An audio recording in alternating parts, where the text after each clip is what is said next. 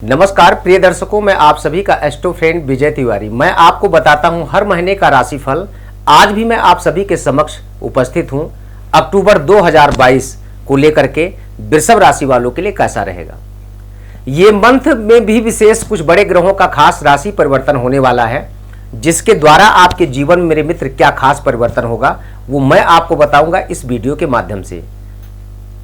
यानी आपके राशिस्पति वृषभ राशि के स्वामी जो आपकी पत्रिका में शुक्र हैं, जो आपकी पत्रिका के अकॉर्डिंग अगर देखूं तो आपके गोचर में शुक्र कन्या राशि में आपके गोचर करेंगे, जो नीच के होंगे।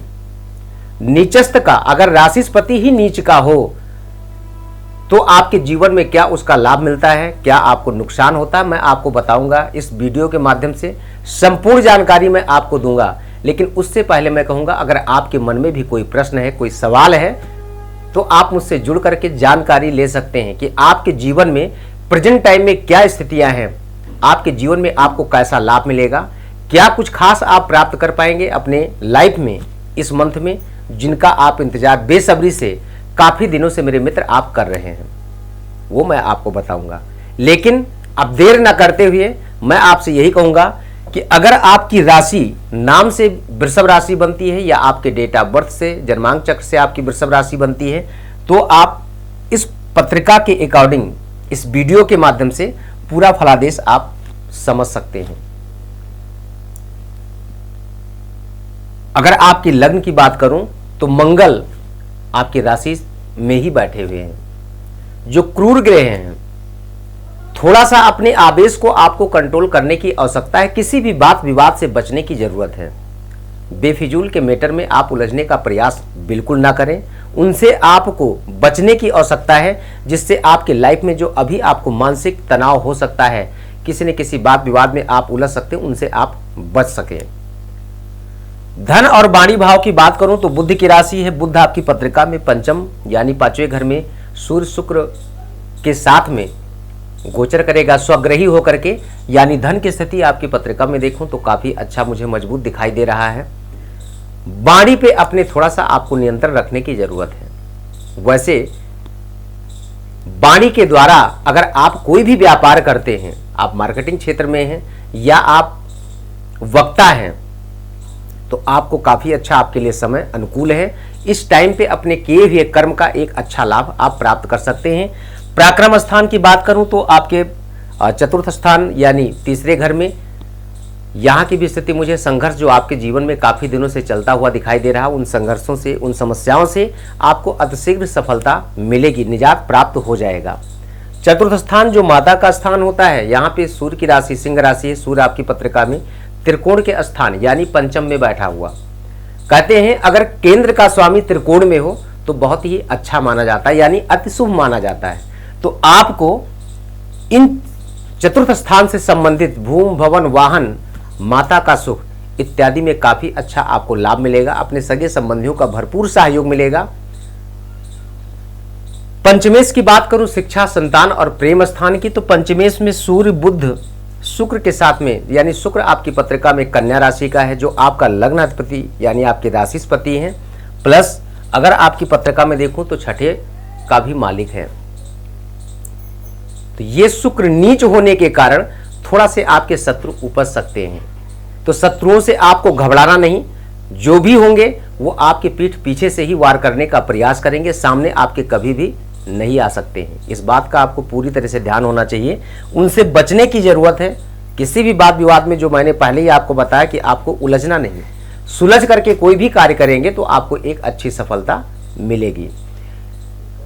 शिक्षा संतान और प्रेम के स्थान पे अगर आप किसी से प्रेम करते हैं, जहां पे आपके लाइफ में काफी ज्यादा संघर्ष हो रहा है या आपकी शादी कंफर्म नहीं हो पा रही है, तो ये समय आपका आपके अनुकूल है। इस समय पे अगर बात की चर्चा को आगे बढ़ाएं तो निश्चित है आपको सफलता मेरे मित्र मिल सकती है। अगर आप कोई एग्जाम्स की तैयारी कर रहे हैं, आईटी क्षेत्र में हैं या मीडिया सेक्टर में हैं, या आप एमबीए की तैयारी कर रहे हैं या गवर्नमेंट जॉब की तैयारी कर रहे हैं, राज्य स्तरीय या आप सेंट्रल गवर्नमेंट की, तो आपको इस टाइम पे एक अच्छी सफलता मिल सकती है। क्योंकि बुध स्वग्रही होकर के यानी त्रिकोण के स्थान पे बैठा हुआ शुक्र भी आपके लग राशिपति होकर के आपके त्रिकोण स्थान पे, तो काफी अच्छा समय आपके अनुकूल है। इस समय का आप भरपूर लाभ ले सकते हैं, बस अपने कर्म को निरंतर करने की जरूरत है। छठे स्थान की बात करूं, अगर आप फाइनेंस सेक्टर में अगर आप फाइनेंस की जरूरत है, पैसे की आवश्यकता है, तो आपको लोन इत्यादि अप्लाई कर रखें, ये काम आपका बनता हुआ मुझे दिखाई दे रहा।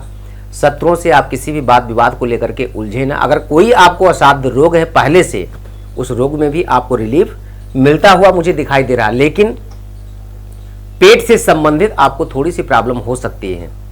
तो खास करके आपको इस बात का ध्यान देना है कि अपने खान पान पे थोड़ा सा संयम बरतें, जिससे आपको हेल्थ वाइज जो प्रॉब्लम आने वाली है उस प्रॉब्लम से आप बच सकें। D7 चार्ट की बात करूं तो आपके सप्तमेश मंगल की राशि, मंगल आपके लग्न में ही राशिपति होकर के आपके डायरेक्ट दृष्टि 7वीं दृष्टि से आपके सप्तम को देख रहे हैं। पत्नी का सहयोग, पार्टनर में partner life partner, business partner, जितने भी पार्टनरशिप होते, साझेदारी, उसमें आपको एक अच्छा लाभ मुझे मिलता हुआ दिखाई दे रहा है। बस कान के पक्के बने, जो अपनी आंखों से देखें, निर्णय और बात विचार सिर्फ उसी पे करें। किसी के कंफ्यूजन में आकर के, किसी के कहने पे आकर के कोई ऐसे शब्द या ऐसे कार्य का उपयोग ना करें जिससे आपका व्यापार या आपका दाम्पत्य जीवन मेरे मित्र डिस्टर्ब हो सकता है।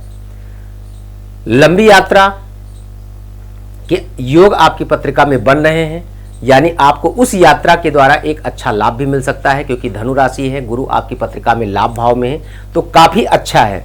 लेकिन अगर बात करूं आपके भाग्य स्थान की, शनि वक्र अवस्था में जो 4 जून से लेकर के अभी तक वक्र अवस्था में है, 23 अक्टूबर को ये मार्गीय हो जाएंगे, तो आपको 23 अक्टूबर के बाद काफी अच्छा अपने किए हुए कर्म का लाभ आपको बहुत अच्छी तरीके से आपको प्राप्त होगा। विशेष ध्यान देना है कि अपनी मेहनत को, अपने कर्म को, कर्म ही आपका प्रधान है।